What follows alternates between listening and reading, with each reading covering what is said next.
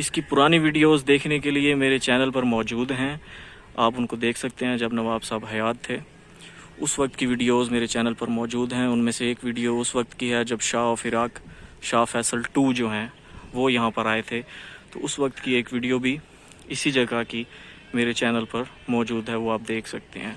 उसके अलावा काफ़ी सारी तस्वीरें हैं जो कि पाकिस्तान के जो पहले सदर थे सिकंदर मिर्ज़ा, वो जब यहाँ तशरीफ़ लाए थे तो नवाब साहब ने जब उनको वेलकम किया था तो उनकी तस्वीर भी मौजूद हैं इंटरनेट पर। उसके अलावा अयूब ख़ान की तस्वीर भी मौजूद हैं। तो काफ़ी सारे लोग ओहदेदार जो यहाँ रियासत बहावलपुर का दौरा किया करते थे उनकी वीडियोज़ और तस्वीर मौजूद हैं मेरे चैनल पर, आप देख सकते हैं। अस्सलाम वालेकुम, उम्मीद करता हूँ कि आप सब लोग खैरियत से होंगे। आज जिस जगह मैं मौजूद हूँ ये तारीख़ी लिहाज से बहुत अहमियत की हामिल जगह है। ये अहमदपुर शर्किया में डेरा नवाब स्टेशन के साथ वाक़ है। इस जगह ने रियासत बहावलपुर का अरूज भी देखा है और ज़वाल भी देखा है। यहाँ पर बड़े बड़े लोगों को, जिनमें अयूब ख़ान, सिकंदर मिर्ज़ा और शाह फैसल और फिराक शामिल हैं, वो इस जगह पर भी आ चुके हैं। वो दौर भी इसने देखा है और आज ये जगह जो है नशाइयों की इमाजगाह बन चुकी है। को नवाब बहावलपुर का डेरा भी कहा जा सकता है, क्योंकि रियासत बहावलपुर के दौर में यहाँ पर नवाब साहब के 2 रेलवे सैलून्स मौजूद थे। नवाब साहब जब भी किसी दूसरे मुल्क या किसी दूसरे शहर में जाया करते थे तो रेलगाड़ी के ज़रिए उनके जो डब्बे थे उनको अटैच कर दिया जाता था रेलवे सैलून्स को। तो उसके अंदर दुनिया जहाँ की तमाम सहूलियात मौजूद होती थी। नवाब साहब की फैमिली भी उनके साथ होती थी। तो एक किस्म का आप इसको नवाब साहब का डेरा भी कह सकते हैं, क्योंकि जब बाहर से कोई लोग आते थे यहाँ पर, चाहे वो पाकिस्तान की आला शख्सियात हों या किसी दूसरे मुल्क की आला शख्सियात हों, तो यहीं पर उनको रिसीव किया जाता था। फिर आगे गाड़ी में ले जाकर उनको सादिकगढ़ पैलेस पहुंचा दिया जाता था। सादिकगढ़ पैलेस जो है उस वक्त रियासत बहावलपुर का मेहमान खाना हुआ था। यहाँ पर नवाब साहब के जो रेलवे सैलून्स मौजूद थे उनको आग लग गई थी और अभी तक मालूम नहीं हो सका कि उसकी वजह क्या थी। तो अब चलते हैं अंदर की तरफ, और वीडियो स्टार्ट करने से पहले मेरी आपसे गुजारिश होगी कि अगर अभी तक आप लोगों ने हमारा चैनल सब्सक्राइब नहीं किया तो काइंडली सब्सक्राइब कर लें, ताकि इस तरह की मालूमाती वीडियोज़ जो हैं आप तक बर वक्त पहुँच सकें। जब भी नवाब साहब ने किसी दूसरे शहर जाना होता था तो वो यहीं आकर आराम फरमाया करते थे, गाड़ी का इंतज़ार किया करते थे। और जब वो गाड़ी आ जाती थी यहाँ प्लेटफॉर्म पे, तो उसके साथ उनका जो सैलून होता था उसको पीछे से अटैच कर दिया जाता था। और वो सैलून जो है वो इस तरह का होता था कि उसमें दुनिया जहान की हर सहूलत मौजूद थी। यानी कि उनकी फ़ैमिली के लिए अंदर बेड्स लगे हुए थे, एक किचन भी था, वॉशरूम्स थे, बाथरूम्स थे। उसके अलावा मुलाजमीन के लिए भी जगह थी। तो वो एक किस्म का घर का माहौल दिया करता था जो सब के लिए आराम का बाइस था। तो इसी जगह पर नवाब साहब जो हैं यहाँ पर आकर तशरीफ़ फरमा हुआ करते थे। यहाँ ये इस लिहाज से भी तारीख़ी अहमियत का हामिल है कि यहाँ पर बड़े बड़े लोगों ने, पाकिस्तान के नामी ग्रामी सियासतदान हों, चाहे सदर हों, वज़ीर आज़म हों या दूसरी रियासतों और ममालिक के आला ओहदेदारान हों, जब वो यहाँ आया करते थे तो जिस वो रेलगाड़ी से यहाँ पर आया करते थे, पहुँचा करते थे, तो फिर इसी जगह पर वो सबसे पहले नवाब साहब उनको वेलकम किया करते थे। तो अब हम चलते हैं इसके अंदर और देखते हैं कि इसकी जो तामीर है, इसका स्टाइल क्या है, क्या क्या चीज़ें इस्तेमाल हुई हैं, कितने कमरे हैं, कितने मंजिला है ये, और जो सैलून हैं वो कहाँ पे ठहरा करते थे, अभी मैं आपको दिखाता हूँ। ये अब मैं इसके बरामदे में दाखिल होने लगा हूँ। ये देखें, यहाँ पर जब नवाब साहब आया करते थे तो यहीं पर जो है उनकी गाड़ी पार्क होती थी। यहाँ पर दूसरी उनके साथ जो उनका प्रोटोकॉल होता था उसकी गाड़ियाँ भी यहीं पर पार्क हुआ करती थी। ये देखें,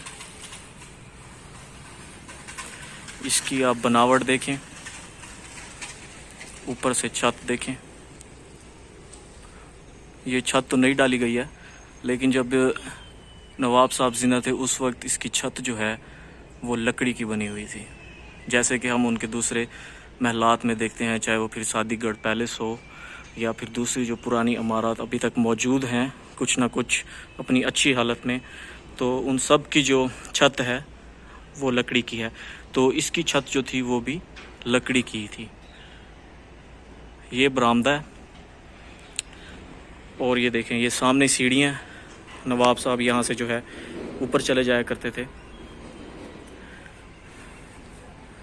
ऊपर जाके वो तशरीफ़ फरमा होते थे, उनके साथ उनकी फैमिली होती थी, उनके बच्चे होते थे। ये भी एक सीढ़ियाँ बनी हुई हैं, ऊपर जाने के लिए जगह है। यहाँ से भी वो जा सकता है बंदा ऊपर, जहाँ पे रेलवे लाइन की पटड़ी मौजूद है, वो भी आगे है ऊपर की तरफ, उधर भी हम जा सकते हैं। ये देखें, ये मुलाजमीन के लिए कमरे थे। ये एक और सीढ़ी है, इससे भी ऊपर जा सकते हैं। आगे फिर इसी कमरे का दरवाज़ा जो है वो आगे की तरफ खुलता है, फिर उधर से भी आप जा सकते हैं। ये देखें,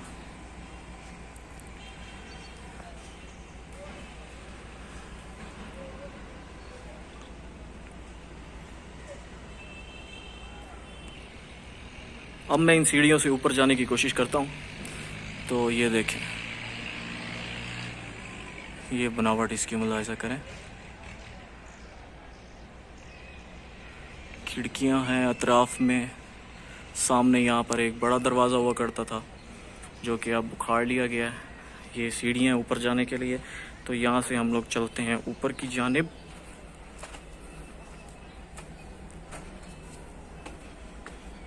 ये देखें, ये एक बड़ा हॉल है। ये देखें, इसके दरवाजे देखें उखाड़ लिए गए हैं और ये बहुत ही ऊंचा जाके इसकी छत आपको दिखाई देगी। ये देखें,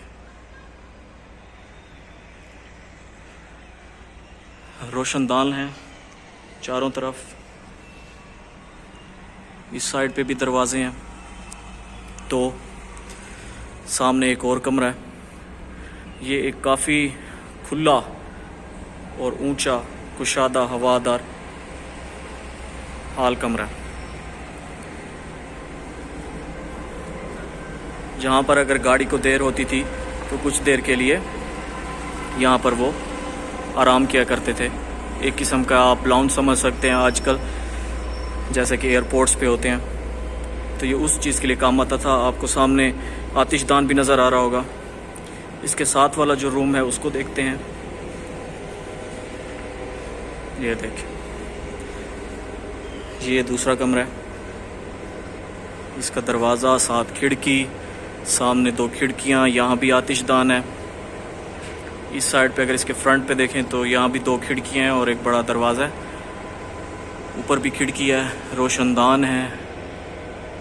उसके अलावा साथ ही इसके एक ये और कमरा है, इसके एडजेसेंट है। ये देखिए, अब मैं बाहर निकल आया हूँ थोड़ा, और ये सामने जो है डेरा नवाब रेलवे स्टेशन है। ये देखें, और ये पटड़ी। और अब बाहर से आपको मैं दिखाता हूँ। ये देखें,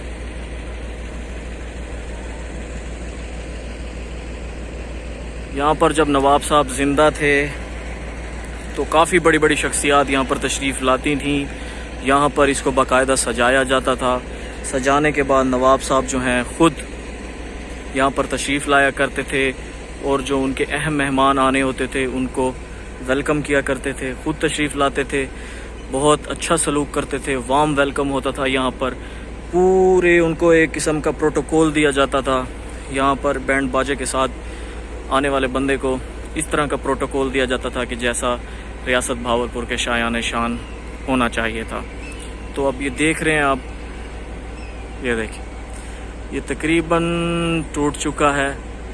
जो हिस्से बच चुके हैं वो काफ़ी अच्छी हालत में तो मौजूद हैं, लेकिन क्योंकि इसकी प्रॉपर किसी भी किस्म की कोई मेंटेनेंस नहीं है, ना इसको रिपेयर किया जाता है, दैट इज़ वाई आने वाले कुछ सालों में मुझे नहीं लगता कि ये जो अब ढांचा, इसका स्ट्रक्चर बचा हुआ है, ये बाकी बचेगा।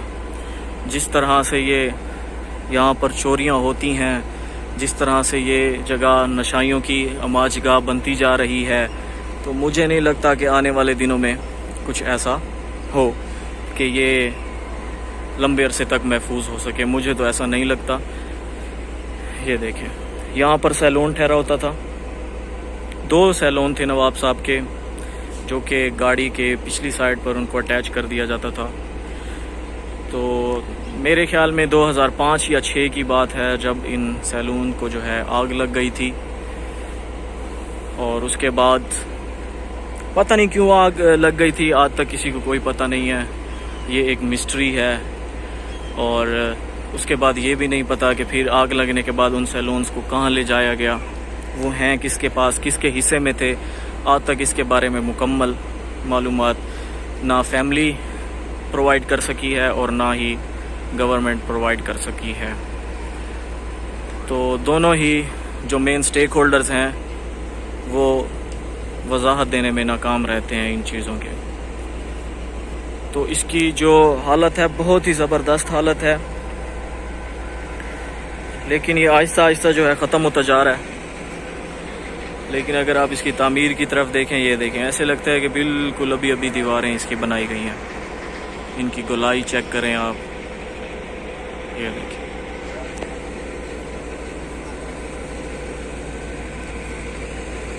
तो इस टाइम आपको साथ ही, क्योंकि रेलवे स्टेशन है डेरा नवाब का, तो आपको गाड़ी का शोर भी आ रहा होगा, तो इसके लिए माजरत खा हूँ।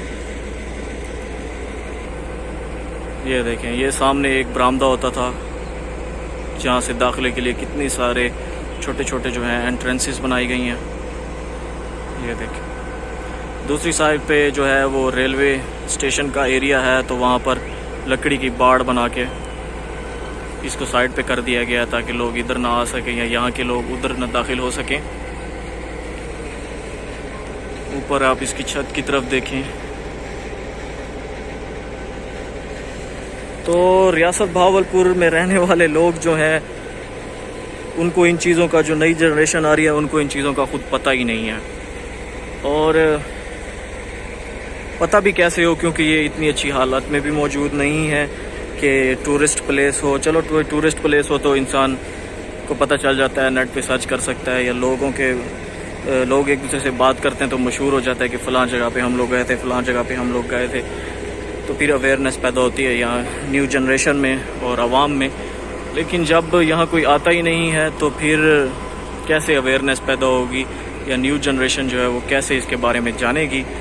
तो एंड में मैं यही पैगाम देना चाहूँगा कि थोड़ी थोड़ी मुरम्मत करके ही, ज़्यादा ना, इसको फुल फंक्शनल ना करें आप। बेशक आप इसको बेशक इतना ज़्यादा पैसा ना लगाएं, लेकिन जो छोटी छोटी मुरम्मतें हो सकती हैं जिससे कि ये कुछ बेहतर हालत और अपना हुलिया पेश करेगा, तो वो एटलीस्ट हुकूमत को करनी चाहिए। क्योंकि हम सब जितने भी पाकिस्तानी हैं वो जानते हैं कि रियासत बहावलपुर के जो पाकिस्तान के बनाने में एहसानात हैं वो तो किसी से ढके छुपे तो हैं नहीं। तो एटलीस्ट उन एहसानात को मद्देनज़र रखते हुए हुकूमत वक्त को चाहिए कि वो अपने मोहसिन जो हैं, उनकी जो बाकियात हैं जो उनको हमेशा ज़िंदा रखेंगी रहती दुनिया तक, उनको एटलीस्ट प्रिजर्व करें ताकि हम भी उन कौमों में शामिल हो सकें जो अपने मोहसिनों का, अपने बड़ों का, अपने बुज़ुर्गों का हर वो विरसा संभाल कर रखती है जो कि उनको उनके अजीम माजी की याद दिलाता है। तो यहीं पर इस वीडियो को करते हैं जी ख़त्म। और एंड में मेरी आप सब लोगों से एक ही गुजारिश होती है कि अगर आप लोगों ने अभी तक मेरा चैनल सब्सक्राइब नहीं किया तो बराए मेहरबानी सब्सक्राइब कर लें और इस वीडियो को जहां तक हो सके शेयर करें, ताकि हमारी आवाज़ जो है एटलीस्ट रियासत भावलपुर के रहने वाले जो लोग हैं वो तो इस वीडियो को इतना शेयर करें कि हमारी आवाज़ जो है अरबाब इख्तियार तक पहुंच सके और हम अपना हिस्सा डाल सकें इन चीज़ों को, इन प्लेसेस को, अपने विरसे को रिस्टोर करने में।